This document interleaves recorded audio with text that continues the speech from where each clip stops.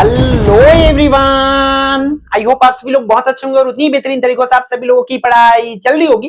तो इस वीडियो में बच्चों अपन देखने के वाले भाई आपके कौन से भाई कक्षा 10वीं हिंदी की बच्चों हमने क्या देखे थे पिछले वीडियो में 2 नंबर वाली क्वेश्चंस देख रखे हैं। तो इस वीडियो में भाई आपका क्या 3 नंबर वाली सुपर मोस्ट इंपॉर्टेंट क्वेश्चंस देखने वाले, जिससे आपकी जो तैयारी है बच्चों बहुत अच्छे ढंग से बच्चों हो पाए।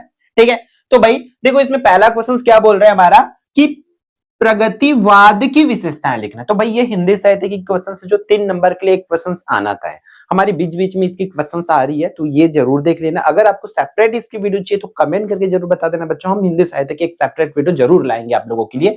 और रहेगी कोशिश बच्चों यहाँ का, ठीक है, इसमें बीच बीच में जो है, क्योंकि हम यहाँ पर क्या कि मोस्ट इंपॉर्टेंट जो क्वेश्चन बैंक है, मॉडल पेपर, आदर्श उत्तर, सब में से जो क्वेश्चन छट के आई है वो सब चीज आपको बता रहे हैं जो आपकी एग्जाम के लिए इंपॉर्टेंट हो। तो देखो बच्चों यहाँ पर क्या बोल रहा है, विशेषता लिखना। तो कम से कम आपको 3 विशेषता बच्चों यहाँ पे याद रख लेना है। तो इस पर क्या होती, प्रगतिवाद में क्या होती, सामाजिक यथार्थ का चित्रण, जैसे कि भूखमरी, गरीबी, बेरोजगारी, अकाल इत्यादि का चित्रण होता है। पहला पॉइंट क्या लिखेंगे, इसमें बेरोजगारी, भूखमरी, गरीबी इत्यादि का चित्रण होता है। पहला पॉइंट आपको लिख देना, याद होगे ना। फिर दूसरा क्या याद रखना है कि ईश्वर के प्रति अनास्था होती है। इस पर ईश्वर को इन लोग नहीं मानते, कौन वाले भाई, प्रगतिवाद वाले। ठीक है, ये इसमें क्या होती है, दूसरा पॉइंट क्या याद रखना है आपको, ईश्वर के प्रति अनास्था होती है। तीसरा याद रखना है आपको, नारी की सम्मान एवं शोषण मुक्ति का प्रयास है। इस पर नारी की सम्मान और शोषण मुक्ति का प्रयास। आपको 3 पॉइंट याद हुआ क्या? ठीक है, पहला पॉइंट क्या, बेरोजगारी, भूखमरी, गरीबी का क्या किया गया है, चित्रण किया गया। दूसरा, नारी का सम्मान एवं शोषण के विरोध का प्रयास किया गया। तीसरा, ईश्वर पर क्या करते, ईश्वर पर अनास्था को प्रतीक है, मतलब अनास्था करते, ईश्वर को नहीं मानते। इस तरीके से यहाँ पर लिख सकते। अगला लिख सकते हैं आप लोग, आर्थिक और सामाजिक समानता पर बल दिया जाता है, शोषकों के प्रति विद्रोह तथा शोषितों के प्रति सहानुभूति का। फिर भाग्यवाद के स्थान पर कर्मवाद पर बल दिया जाता है ना। भाग्य के भरोसे नहीं भाई, कर्म के भरोसे का यहाँ पर क्या किया जाता है, यहाँ पर किसमें भाई, प्रगतिवाद पर। तो बच्चों यहां से एक चीज सीख जाओ, प्रगतिवाद की सबसे बड़ी चीज है, आप भाग्यवाद के भरोसे मत बैठो भाई। आपकी अगर आपको एग्जाम दिलाना है, आपको अच्छा रिजल्ट चाहिए बच्चा, तो आपको ही पढ़ना पड़ेगा भाई, है ना। तो और बदला और कोई नहीं पढ़े, पढ़ना तो ही चला पढ़ी भाई, इतना दिमाग में रखो भाई।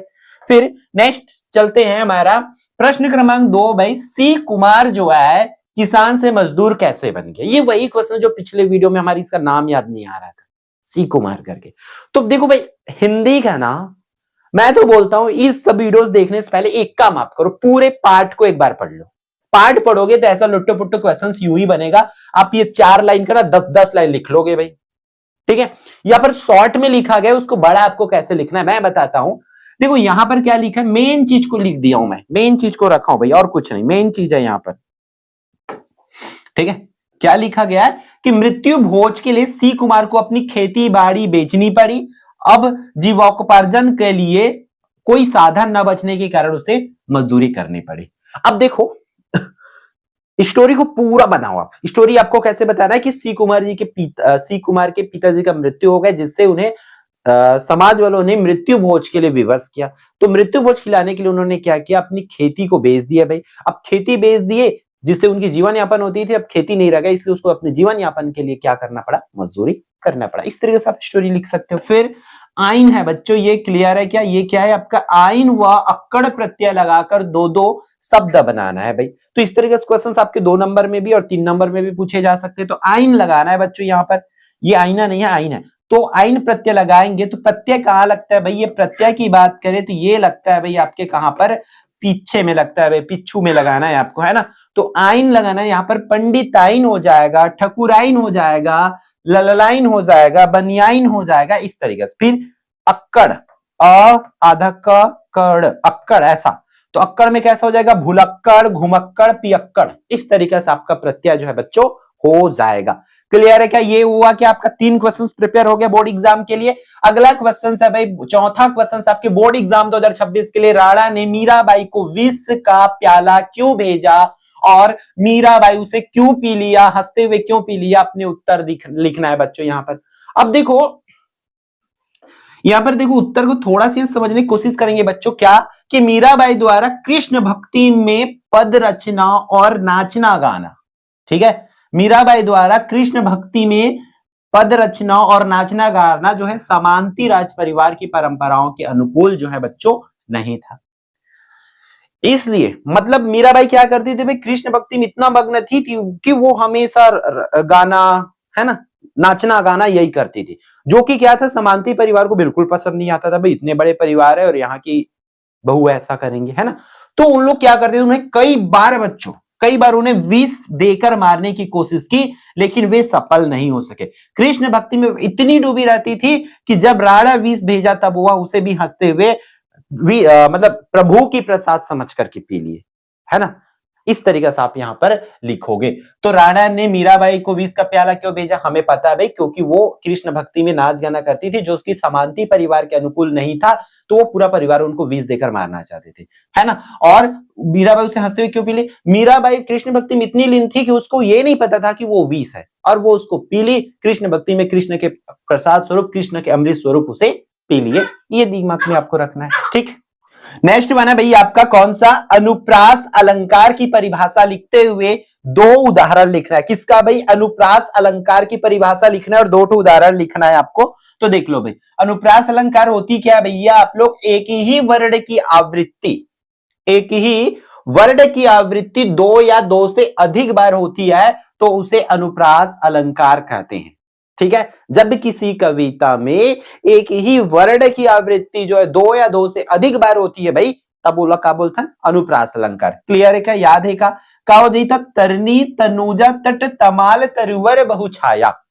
इस पर देखो भाई त बार बार आया है। तो इस तरीके से जब आवृत्ति होते किसी भी वर्ड की बार बार वो आता है, देन वो क्या हो जाता है आपका अनुप्रास अलंकार भाई। So easy. यवन को दिया दया का दान, यवन को दिया दया का दान, दी ऐसा। फिर कितनी करुणा कितने संदेश, क बार बार आ रहा है, तो ऐसे आपको दो चार याद रख लेना है बच्चों, है ना। एक और, चारू चंद्र की चंचल किरणें, चारू चंद्र की चंचल किरणें, आप इसको भी वहां पर एड ऑन कर सकते हैं। अनुप्रास अलंकार आपको याद रहेगा, सिंपल से याद रखना है भाई, जब कोई वर्ड बार बार आती ना तो वहां अनुप्रास अलंकार होते, और ये उदाहरण है। क्लियर है क्या। फिर अपन मूव ऑन करते भाई आपका अगला में, छायावाद के रचनाकार व उनकी रचनाओं के नाम लिखना। तो भाई हिंदी साहित्य के इतिहास के लिए स्पेशल वीडियो जरूर लाने की कोशिश रहेगा, बट जब तक नहीं आती है जितने क्वेश्चन, क्योंकि यही चीज तो उसमें भी बताया जाएगा, आप इसको अच्छे से प्रिपेयर कर लीजिए भाई, आपको याद रखना पड़ेगा इसको, है ना। इसको अपने मन से लिख नहीं सकते कि यहाँ आप किसी भी सिंगर का नाम लिखे, उसकी रचना का नाम लिख देना, आपको जो है उसी का, छायावाद बोल दिया तो छायावाद का ही आपको लिखना है। कम से कम हर एक वाद का तीन तीन तो प्रिपेयर करके रखो बच्चों, ठीक है। देखो यहां पर पहला कौन है, अयोध्या सिंह उपाध्याय। उन्होंने क्या क्या रचना की, अयोध्या सिंह उपाध्याय की बात करें तो प्री प्रवास वैदेही वनवास हरिऔध, ये हो जाएगा। प्री प्रयास वैदेही वनवास, प्री प्रवास वैदेही वनवास, ये हो जाएगा।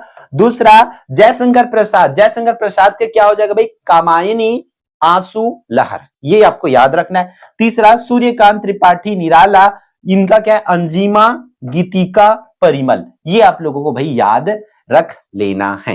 क्लियर है क्या बच्चों यहां तक का, ठीक है। ये याद हो गई, याद तो रखना पड़ेगा बच्चों इसको। फिर नेक्स्ट वन है, यहां पर भी और है, सुमित्रानंदन पंत जी का, महादेवी वर्मा का। तो भाई जो फेमस है उसका तो आपको याद भी रहती है ना। ये छायावाद के तो छाया के तीन ही तो याद रखने, जैसे कि ये सुमित्रानंदन पंत सो फेमस भाई, वीड़ा पल्लव, है ना। महादेवी वर्मा का रश्मि निर्जा निहार, ये याद रख सकते हो भाई। क्वेश्चन नंबर 7 पर मूव ऑन करते भाई, आपका लगे कि अमरकंटक क्षेत्र को आम्रकूट किसने और क्यों कहा, ठीक है भाई। ये 2 नंबर वाले प्रश्न में भी देखे थे इसको, कि अमरकंटक क्षेत्र को भाई कालिदास ने आम्रकूट की संज्ञा दिया क्योंकि यह क्षेत्र वन आम के क्षेत्रों से आच्छादित है। अब ये तो 2 नंबर के रह गया भाई, 3 नंबर में इतना छोटा लिखेंगे तो हमें तो 3 नंबर नहीं देंगे, तो पूरा स्टोरी लिखना है भाई। स्टोरी कैसे लिखना है, जो अमरकंटक नामक पाठ में कौन भाई, अमरकंटक के पूरे प्रकृति को देख करके कौन भाई, कालिदास जी ने आम्रकूट की संज्ञा दी। क्यों, क्योंकि वहां पर आम के बगीचे अत्यधिक मात्रा में थे, जहां उस आम को तोड़ करके वहां के लिए जो निवासी थे, ग्रामीण थे, वो अपना जीवन यापन करते हैं। इस तरीके से आपको और भी स्टेप उसमें बढ़ाना पड़ेगा भाई। क्लियर है क्या। फिर सी कुमार की मां क्या कहते कहते रो पड़ी। है ना। अब मरिया कहानी आपको फिर से याद आ जानी चाहिए। सी कुमार की मम्मी भाई वो क्या बोली, यहाँ स्टोरी पढ़ लेते एक बार। सी कुमार की माँ अपने पति का स्मरण करते हुए कहती है कि उसने स्वयं यह गीत बनाया था, दूध दही पीबोन भैया नहीं पीबोन दारूला, लेकिन सब इसके विपरीत हो रहा है। सबके हाथ में मदिरा है और उसका सेवन कर वे पंचायत में बैठ फैसला करने आते हैं। वे बिना मदिरा भात अर्थात मृत्यु भोज खाए नहीं रह सकते। यह कहते कहते वह रो पड़ी। देखो इसको आपको करना क्या है बच्चों, शॉर्ट में लिखना है, सॉरी बड़ा करके लिखना पड़ेगा भाई। तो आपको यह बताना है इसके उत्तर की सी कुमार की मां यह कहते कहते रो पड़ी कि जो लोग हैं वो भाई गरीब है करके वो मानते नहीं है ना, उनको सिर्फ मतलब किससे, मृत्यु भोज से। ये सब चीज कहते कहते वो रो पड़ी। इस तरीके से आप मदिरा वाली बात को जरूर लिखना क्योंकि मेन पॉइंट है यहाँ पर ये वाला, दूध दही पीबोन भैया नहीं पियोन पियन दारूला, है ना। ये लाइन याद रखना, इसके हिसाब से इसको जरूर बताना बच्चों, सी कुमार की माँ क्या कहते कहते रो पड़ी करके। क्लियर है क्या। फिर अगला, जेब कतरा ने लेखक की माँ को पैसे क्यों भेजे। भाई जेब कतरा को चोर जो है लेखक की माँ को पैसा क्यों भेजे। तो जेब कतरा ने जब लेखक की पर्स को चोरी किया तब उन्होंने देखा कि उसमें एक पत्र था। क्या पत्र था कि माँ जो है मैं इस बार पैसे नहीं भेज पाऊंगा, इसलिए वो चोर जो है मतलब जेब कतरा वो भावुक हो गया और लेखक की माँ को जो है क्या किया, पैसे भेजे। इस तरीके से मेन उसकी सारांश, मेन उसकी स्टोरी जो है बच्चों हो जाएगा। क्वेश्चन नंबर 10 क्या बोल रहा है, संपूर्ण कविता में झरना मानव जीवन के बाधों से, मानव जीवन की विभिन्न बाधों से जुड़ता है, कैसे अपने विचार प्रस्तुत करना है। यहां पर देखो उत्तर को कैसे लिखना होता है। संपूर्ण कविता में झरना जो है, देखो प्रस्तुत कविता के माध्यम से जो है कवि कहना चाहते कि जिस प्रकार एक झरना जो है विभिन्न बाधाओं को तोड़ते हुए, विभिन्न रुकावटों को पार करते हुए निरंतर आगे बढ़ता है, ठीक उसी प्रकार मनुष्यों को भी क्या करना चाहिए, विभिन्न प्रकार की समस्या आने के बाद भी बच्चों उन समस्याओं से लड़ते हुए आगे बढ़ना चाहिए। इस तरीके से इसमें बोला गया है बच्चों। वही चीज है जितना ये देखो, जिस प्रकार बाधाओं का पार करते हुए अपने लक्ष्य निर्धारित करता है, ठीक उसी प्रकार मानव भी, जो चीज मैं बोला हूं वही है भाई। एक झरना का, एक नदी का देखना ना, विभिन्न प्रकार की बाधाओं को, पत्थर को, पहाड़ को काटते हुए निरंतर आगे बढ़ता है ना। उसी प्रकार मनुष्यों को भी अपनी समस्याओं से बचते हुए, समस्याओं का हल निकालते हुए आगे बढ़ना चाहिए। ये अगेन छायावाद की विशेषता, भाई पिछले में क्या देखे थे भैया अपन, छायावाद की हम लोग क्या देखे थे छायावाद की बच्चों हम लोग देखे थे उसके कवियों के नाम, यहां पर उसकी विशेषताएं। ठीक है, तो इसकी विशेषताएं देख लेते बच्चों की। छायावाद की निम्नलिखित विशेषताएं, भाई पहला क्या हो जाएगा, प्रकृति का मानवीकरण किया गया। ठीक है, छायावाद में क्या किया गया, प्रकृति का मानवीकरण किया गया है और नारी सौंदर्य का वर्णन किया गया है। प्रकृति का मानवीकरण और नारी सौंदर्य का चित्रांकन किया गया, वर्णन किया गया। फिर अज्ञात सत्ता के प्रति कवि का प्रेम जो है, कभी प्रेमिका तो कभी चेतन प्रकृति के रूप में दृष्टिगोचर होता है। व्यक्तिगत भावनाओं की प्रधानता है इस पर। फिर नारी के स्थूल नहीं सूक्ष्म स्वरूप की अभिव्यंजना की गई है बच्चों। फिर वेदना व करुणा का आधिक्य है, वेदना व करुणा का आधिक्य है। इस तरीके से आपको 3 इसमें से जो है बच्चों आप लोगों को याद रखना होगा। ठीक है, फिर आगे बढ़ते बच्चों, निम्नलिखित शब्दों के श्रुति समानार्थक शब्द लिखना है। कि ये किला और ये किला दोनों का क्या अर्थ होगा, पवन पावन, हंसा हंसा, कला काला, आंसू आंसू, दिन दिन, इन सब चीज का अर्थ आपको लिखना है। तो देखो ये वाले किला की बात करें तो भाई किला का दुर्ग, और ये वाली बड़ा किला का किल होता है भाई। पवन का हवा होता है और पावन का पवित्र होता है। हंसा का हास्य का हंसना, और हंसा मतलब वो पक्षी या आत्मा बच्चों। कला, कला मतलब प्रतिभा, और काला जो है क्या है, एक रंग का नाम है। इस तरीके से बच्चों फिर आगे आंसू बोला गया है, तो आंसू को क्या बोलते हैं, तेज तुरंत, और आंसू को अश्रु, है ना, आंसू हो जाएगा वो। फिर दिन दिवस, और दिन को गरीब बोलते हैं, बड़ा दी को गरीब बोला जाता है बच्चों, ये याद रखना। अब भाई ये क्वेश्चंस कहीं ना कहीं हमें पूछे जा सकते हैं बच्चों। पहले ग्रामर की कोई जिक्र नहीं होती थी, बट अब ग्रामर होता था, मतलब आपको 2 नंबर में ग्रामर दिखेगा और 3 नंबर में ग्रामर आपको देखने को ही मिलेगा। क्वेश्चन नंबर 13 पर मूव ऑन करते बेटा। वो क्या है, ये 2 नंबर में भी अपने इस क्वेश्चन को देखे थे। वो क्या है भाई आपका कि बांझ के हरे भरे पेड़ और ठून के माध्यम से लेखक क्या कहना चाहते हैं। तो देखो बच्चों, बांझ के हरे भरे पेड़ और ठून के माध्यम से जो है लेखक कहना चाहते हैं कि हिलना और झुकना अर्थात परिस्थितियों से समझौता करना होता है ना। जिस प्रकार एक बांझ का पेड़ जो है बच्चों क्या होता रहता है, वो हिलता डुलता रहता है, परिस्थितियों के साथ समझौता करता है। भाई जिस प्रकार की हवा आती है उस प्रकार वो चलती है। ठीक उसी प्रकार मानव जीवन को भी समझौता समन्वय जो है करनी चाहिए, इस तरीके से यहाँ पर बोल रहा है भाई। फिर यह जीवन जीने योग्य नहीं होता, जिसमें सामंजस्य नहीं है, समझौता नहीं, वो जीवन जीने योग्य नहीं होता है, वो एक जड़ हो जाता है। इस प्रकार यहाँ पर वर्णन किया गया है, ऐसे आपको यहां पर लिखेंगे। फिर नेक्स्ट वन प्यारे बच्चों, वो क्या है कि कवित्री को किस प्रकार का जीवन व्यतीत करना चाहते हैं। मतलब कवित्री जो है किस प्रकार के जीवन को व्यतीत करना चाहते हैं वो हमें लिखना है। तो भाई यहां पर तो इसको देखना पड़ेगा भाई।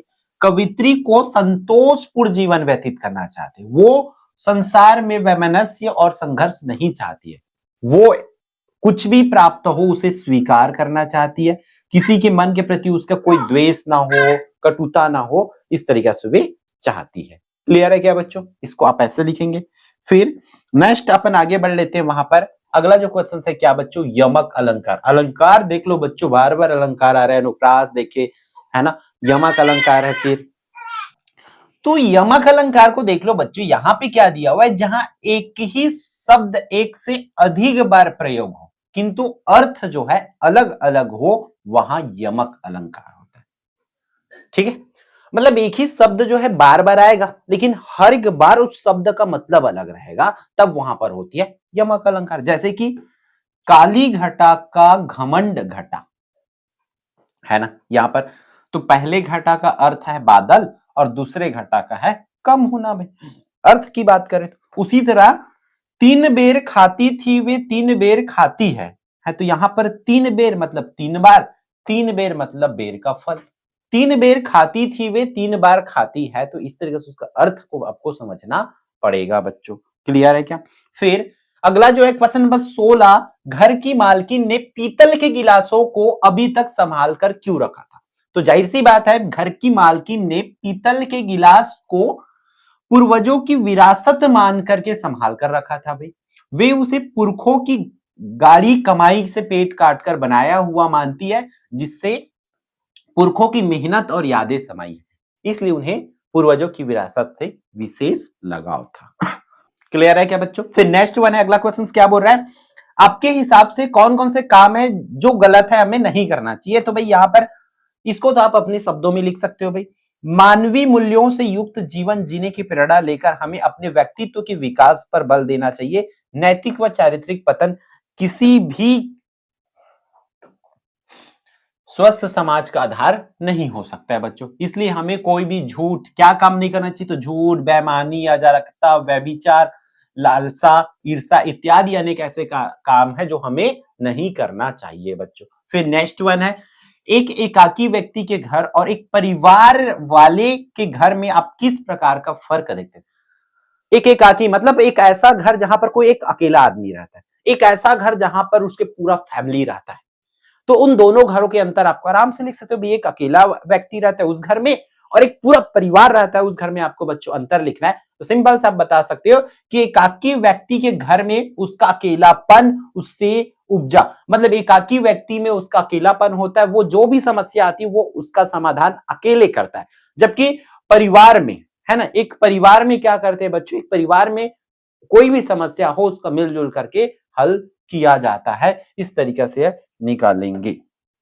ठीक, फिर भाई रे ऐसा पंथ हमारा कविता में दादू के पंथ के बारे में क्या क्या बताया गया है, इसको देख लेते बच्चों। तो इसको प्रस्तुत कविता में दादू ने पंथ के वाद विवादों से दूर रहकर सभी को समदृष्टि से देखते हुए शाश्वत शांति और जन्म मरण रूपी आवागमन से छुटकारा पाने का उपाय बताता है। ठीक है, मतलब जो कविता में दादू दयाल क्या बताते हैं भाई, ये पूरे वाद विवाद से कुछ मतलब नहीं है, है ना, सब कुछ छोड़ दो और क्या से रख बच्चों, जन्म मरण रूपी जो आवागमन से छुटकारा पाने का उपाय बताए। क्या बोले, निर्विकार भाव से बैरी विहीन रहने की प्रेरणा दी है। तेरा मेरा काम क्रोध से दूर ईश्वरी भक्ति में स्वयं को समाहित करने की बात कही है। भाई ये उसका है, ये मेरा है, ये तुम्हारा, ये सब चीज करने के बजाय आप सिर्फ और सिर्फ क्या करो, भक्ति में लीन रहिए। इसी को ही जीवन का सार बोला गया। कौन भाई, पंथ, है ना जी। ठीक, अगला प्रश्न पर बढ़ते बच्चों। क्या बोला गया कि जेब कतरा कहानी पढ़ने के बाद मन में कौन से भाव जागृत हो जाते हैं। अब जेब कतरा कहानी पढ़े होंगे भाई, कहानी पढ़ ही लो बच्चों, तब आपको इसके आंसर्स रटना नहीं। ठीक है, तो इसकी आंसर्स देख लेते बच्चों। वो क्या हो जाएगा कि जेब कतरा कहानी में मानवीय संवेदनाओं से युक्त वर्तमान समय में शिक्षित समाज में बढ़ती बेरोजगारी ने जिस अवसाद को जन्म दिया है, वह हमारे मन को गहराई तक छू लेती है। कहानी के माध्यम से लेखक ने समाज में इस समस्या की ओर ध्यान आकर्षित किया गया। मतलब हम एक क्या बोल रहे हैं भाई, उसकी आंसर उसके आधार पर कि हम जेब कतरा कहानी पढ़ने के बाद आपके मन में कौन सा विचार, तो हम लिखेंगे जेब कतरा कहानी पढ़ने के बाद मन में यही भाव आता है कि आज एक ऐसी समस्या है हमारे बीच जो कि सबसे बड़ी समस्या है पूरे देश की, पूरे विश्व की। वो क्या है, बेरोजगारी की समस्या। इस बेरोजगारी की वजह से लोग जो है अपने मार्ग से विचलित हो जा रहे हैं और अपने उद्देश्य से दूर हट करके अन्यत्र काम कर रहे हैं अपने जीवन यापन के लिए। इस तरीके से आप यहां पर लिखेंगे। ठीक, फिर अगला जो क्वेश्चन से क्या बोल रहे हैं, अगेन अलंकार बच्चों, अलंकार आने के चांसेस है इतना। हर एक अलंकार को एक जगह आपको पढ़ा दिया जाएगा, बट यहाँ पर करेंगे इसको उत्प्रेक्षा अलंकार। क्या बोल रहा है, उत्प्रेक्षा का अर्थ है संभावना या कल्पना। ठीक है, उत्प्रेक्षा का क्या अर्थ होता है, संभावना या कल्पना। जहां में उपमान की संभावना या कल्पना की जाए वहां उत्प्रेक्षा अलंकार होती है। किसमें बच्चों, जहां उपमेय में उपमान की कल्पना की जाती है वहां पर उत्प्रेक्षा अलंकार जो है बच्चों आपका होता है। जैसे कि हिम कड़ों से पूर्ण मानो हो गए पंकज नयन, पाहुन ज्यों आए हो गांव में शहर के। इस तरीके से शब्द है, वहां पर क्या है आपके उत्प्रेक्षा अलंकार है। नेक्स्ट वन है भाव प्रणय नृत्य कौन सा है, स्पष्ट करना है। तो भाई इसकी आंसर बहुत आसान है, पंथी नृत्य को भाव प्रणय नृत्य है। यह सतनाम संप्रदाय के भक्तों द्वारा गाया जाता है। मांदर की थाप और झांझ की झंझनाहट के मध्य नृत्य होता है। जितनी तीव्र ध्वनियां उतना ही तेज नृत्य होता है। आपने देखे होंगे बच्चों, जैसे ही मांदर बजते हैं, जितना तेज गति से मांदर बजते हैं, जो नृत्यकार है उतना ही तेज गति से नाचते हैं, जो कि पूरा का पूरा उसी पर, उसकी मांदर की थाप के आधार पर ही नाचा जाता है। ठीक है, फिर गुरु घासीदास के सत्य की महिमा को गीतात्मक विचारों के साथ गाकर, मतलब गुरु घासीदास की जो महिमा है या उसके जो विचार है, संदेश है, उसको गा करके गीतों के माध्यम से और नृत्यों के माध्यम से प्रस्तुत किया जाता है। ठीक, इस तरीके से। फिर लड़की को दान देते वक्त मां को अंतिम पूंजी देने जैसा दुख क्यों हो रहा है, तो इसकी आंसर लिखेंगे कि लड़की को दान देते वक्त मां को अंतिम पूंजी देने जैसा दुख इसलिए हो रहा है क्योंकि वह अपना दुख सुख उसी के साथ बांटा करती थी, है ना भाई। अपना जो सब कुछ था, जो भी दुख सुख था बांटना था, अपनी बेटी के साथ ही बांटती थी। इसलिए उनको लग रहा है कि वो बहुत, अब उसके चले जाने के बाद क्या हो जाएगा, वो बेचारी बिल्कुल अकेली रह जाएगी। इसलिए सब कुछ देने जैसा उनका लग रहा था। उनको लग रहा था कि अब ये चली जाएगी तो उनके पास और कुछ भी नहीं रह जाएगा। नेक्स्ट क्वेश्चन है, द्विवेदी युग की प्रमुख कवि और उनकी रचनाओं के नाम लिखना है बच्चों। तो द्विवेदी युग के अयोध्या सी उपाध्याय, मैथिली शरण गुप्त, राम नरेश त्रिपाठी, माखनलाल चतुर्वेदी, महावीर प्रसाद, ऐसा। और उनकी एक एक रचना को बच्चों, एक एक रचना, एटलीस्ट एक एक रचना के नाम आपको याद रख लेना है। ठीक है क्या। नेक्स्ट है, काबर अगास ला नापत हो पंक्ति के माध्यम से कवि क्या कहना चाहते हैं बच्चों। इंपॉर्टेंट क्वेश्चन है अभी। ठीक है, क्या बोल रहे हैं, जो चीजें सहज उपलब्ध नहीं है उसके पीछे भागना व्यर्थ है। वही काबर अगास ला नापत हो बोलते हैं ना भाई। मतलब जो चीज नहीं मिल सकती या जो आपके पास नहीं है उसके लिए क्यों भागना, ऐसा बोला जा रहा है यहाँ पर। जो चीजें सहज उपलब्ध नहीं, मतलब जो चीजें हमें आसानी से नहीं मिल सकती उसके पीछे भागना जो है बेकार है भाई। इस धरती पर हमारे आसपास जो उपलब्ध है उसे अपना समझकर आगे बढ़ना चाहिए। आकाश की ऊंचाई नापने के चक्कर में कहीं हम जो प्राप्त है उसे खो ना दे, इसलिए कवि हमें सावधान करना चाहते हैं। तो हम लोग कैसे लिखेंगे, काबर अगास ला नापथस, इस पंक्ति के माध्यम से कवि कहना चाहता है कि हमारे पास जो भी चीज है उसी में हमें संतुष्ट होनी चाहिए, बल्कि हमारे पास जो नहीं है उसको पाने के चक्कर में हमें हमारे पास जो है उसको भी नहीं गंवा देना चाहिए। इस तरीके से बोलना चाहते हैं। प्रश्न क्रमांक 26 बेटा आप लोग का क्या दिया हुआ है, एक था पेड़ और एक था ठूंठ पाठ के शीर्षक की सार्थकता स्पष्ट करना है कि भाई उस पाठ का नाम ऐसा क्यों रखा गया, तो इसके क्या पीछे कारण होगा। तो यहां पर देखो, जीवन में सामंजस्य स्थापित करने वाले पेड़ सामंजस्य करने वाले पेड़ के समान होते हैं। यहां पर देखो इस पाठ के माध्यम से एक था पेड़ और एक था ठूंठ। याद, इस पाठ के माध्यम से कवि ये बोलना चाहते, लेखक ये बोलना चाहते हैं कि जीवन में सामंजस्य जरूरी है, मतलब हमें परिस्थिति के समान ढलना जरूरी है बच्चों। ठीक है, जिस प्रकार जब तक वो पेड़ जो है सामंजस्य बनाए रखता है, मतलब हवा के आधार पर क्या करते हैं, वो हवा के आधार पर वो झुकता है। हवा इधर का रहता है तो वो इधर झुकता है, हवा इधर का करता है तो इधर का झुकता है। वो जब तक हवा के आधार पर झुकता है तब तक वो जीवित रहता है। कौन भाई? पेड़। ठीक उसी प्रकार मनुष्यों को भी क्या करना चाहिए, अपने जीवन में सामंजस्य स्थापित करके रखना चाहिए, है ना। जिस दिन पेड़ क्या करते हैं बच्चों, सामंजस्य स्थापित करना बंद कर देते हैं, मतलब वो जिस दिन झुकना बंद कर देते हैं उस दिन वो उस हवा में ही क्या हो जाते हैं बच्चों, टूट जाते। ठीक उसी प्रकार मनुष्य ही जिस दिन आप सामंजस्य स्थापित करना बंद कर देते हैं, मनुष्य भी टूट के रह जाएगा। इस तरीके से बोलना चाहते हैं बच्चों, उसी चीज को यहाँ पे लिखा गया है। ठीक है, प्रश्न क्रमांक 27, समास विग्रह कर नाम लिखना है बच्चों। जैसे चौमासा, 4 माहों का समूह मतलब द्विगु समास है। रात दिन, रात और दिन द्वंद्व समास है बच्चों। फिर लंबोदर, लंबा है उदर जिसका, ये कौन सी समास हो जाएगी? बहुब्रीहि समास। यथाशक्ति, शक्ति के अनुसार मतलब अव्ययी भाव समास। तो ये समास बच्चों पढ़ लेना भाई। समास और अलंकार, अलंकार शब्द शक्ति, क्या क्या ग्रामर हमें देखने को मिल रहा है। तो अभी तक अपन देखे क्या है भाई, एक तो है समास, फिर अलंकार तो मोस्ट है भाई, अलंकार हो गया, रस हो गया, और आपका फिर बच गया कौन सा भाई? शब्द शक्ति, है ना, शब्द शक्ति। इतनी चीजों को बच्चों आप लोगों को करना ही होगा।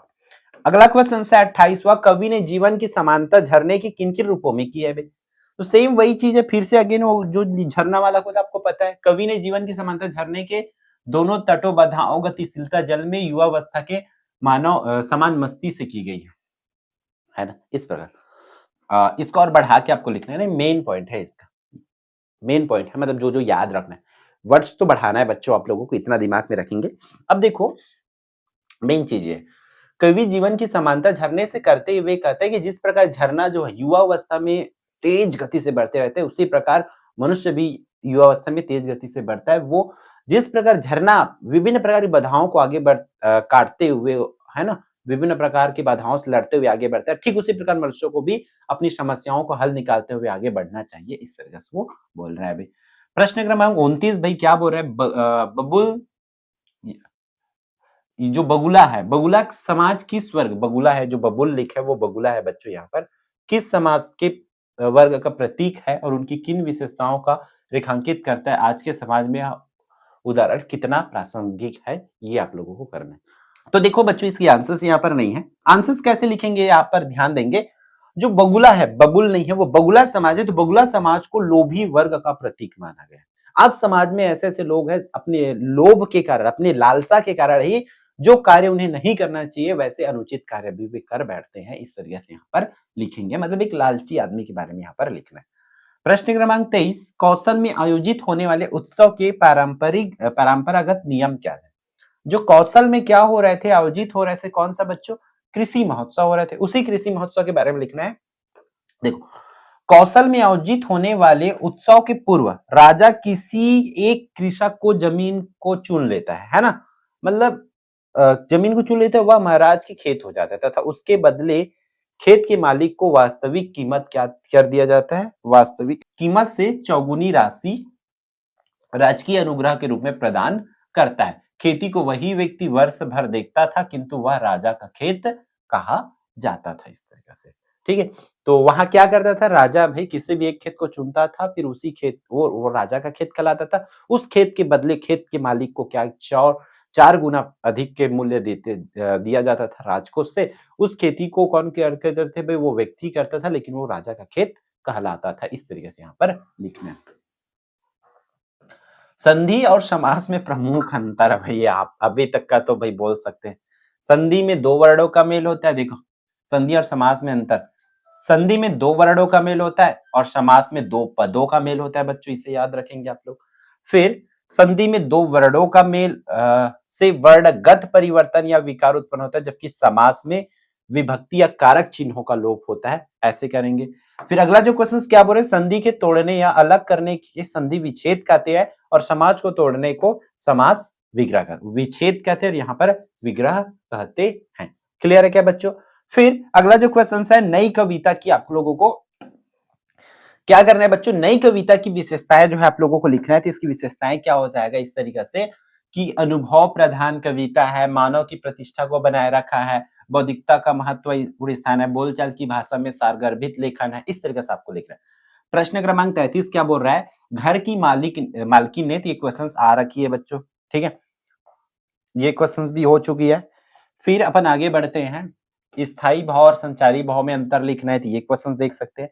फिर अगला क्या हो जाएगा? निम्न मुहावरों का अर्थ। मुहावरा आप देख लेंगे बच्चों, मुहावरे पूछे जा सकते हैं, जैसे कि भ्रिकुटी चढ़ना मतलब क्रोधित होना बच्चों, है ना। ये सिंहासन खाली करना मतलब सत्ता छोड़ना। आप वाक्य में प्रयोग तो देख ही सकते हो, है ना। दिमाग चकराना मतलब कुछ समझ में ना आना, है ना, ऐसे ऐसे देखना है।